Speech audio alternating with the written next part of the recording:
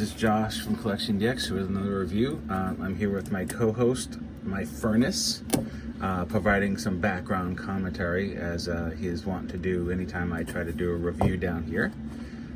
Today we're looking at the NECA Ultimate Pinhead from the movie Hellraiser, based on Clive Barker designs. And this is NECA, and it's provided by fun.com, because when you think about fun, you think about this guy. But it's actually a really great figure. Fun.com has a lot of NECA stuff. So, all right, so a few things I like about the packaging. It's got the Velcro lid. I took the toy out, so you don't have the toy inside, but photography's great. Package is great. One thing NECA is really good at is sort of catering to people who like to display their boxes, because you can kind of line their boxes up in a row on a bookshelf, and they look great. But you can also open them, take them out, play with them, put them back in. It's really fun. I also like about NECA that they give credits to the figures. So you have Randy, of course, who runs the company, sculptor, paint, fabrication, photography, and package design. So everybody gets kind of a shout out, right, on the package. And as far as instructions go, it's just how to grab Pinhead to not to switch the heads without ruining the spikes. So yeah, package is good, and let's check out the figure. All right, so Pinhead was played by actor Doug Bradley. He may still be playing him. To be honest, I haven't kept up with the Hellraiser movies. I watched the first two. The second one is one of my favorite horror movies. But Hellraiser 3, Hell on Earth, with the Cenobite who shot DVDs out of his face, I had no time for that. But those first two were really great. These are called Cenobites. They are creatures that live in another dimension, which I think was called the Labyrinth or something like that. And then they use these puzzle boxes to entice humans to basically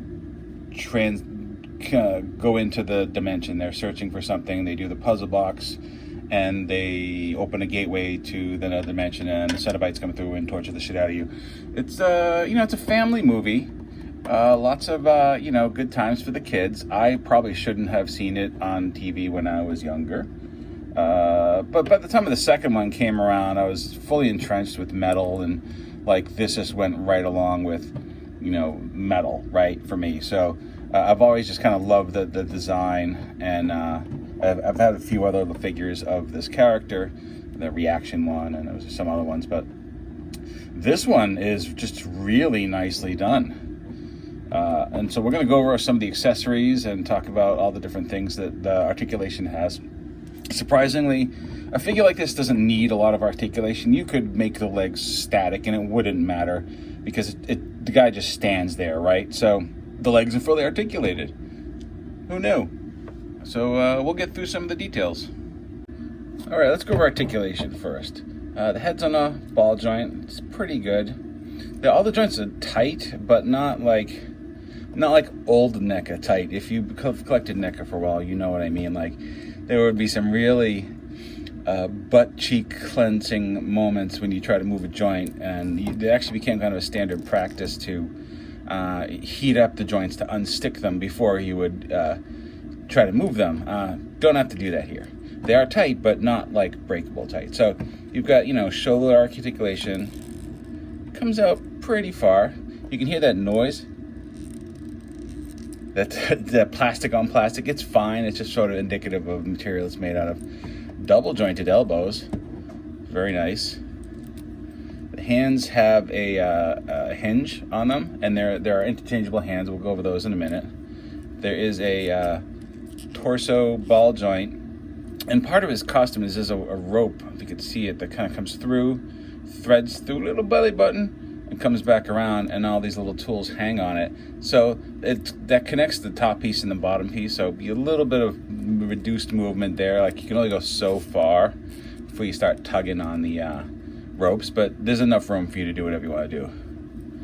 The skirt is fabric. It's got a nice sheen to it, and there is a wire through the bottom. Remember how I mentioned like Loki didn't have a wire in it, and you know the $100 Loki figure doesn't have the wire, but the $40 NECA figure does. Okay, and you can see I'm going to give a little strip show here. He's actually fully articulated. You can move him around pretty good. He's got knee joints, and they swivel a little bit. He's got some tight feet joints, but they work, and they also have that rocker to them. So in theory, you could actually make a really dynamically posed Pinhead here, which, who wouldn't want that, right? I mean, Pinhead's not an action movie hero, but, it's nice to know that he could be. So let's talk about the puzzle boxes for a minute. This one, there are many puzzle boxes, I think, in the Hellraiser universe. This one is called the Lament Configuration, and I believe it was the first puzzle box. And the idea is you you move your hands around the box and it'll transform. And they even have like a mid-transformation box included, so you can choose which one you want to use. One thing that's worth noting, though, is that there's nothing to secure the box in any of the hands. So, like, if your figure falls over, the boxes are gonna go flying. So you either want to make sure that you oppose it with the hands tightly around the box, or maybe use a little blue tack or something underneath to just kind of stick it to the hands. Blue tack is adhesive, but it's a good option. Next, I want to show you how to replace the head. Normally, changing heads is a pretty fraught affair, and this Pinhead poses an extra challenge because you don't want to damage any of these pins. They are fragile and tiny. They will bend a little bit, but you get nervous. All you gotta do is give it a little wiggle, grab it by the ears, give it a little wiggle, boom, head is off.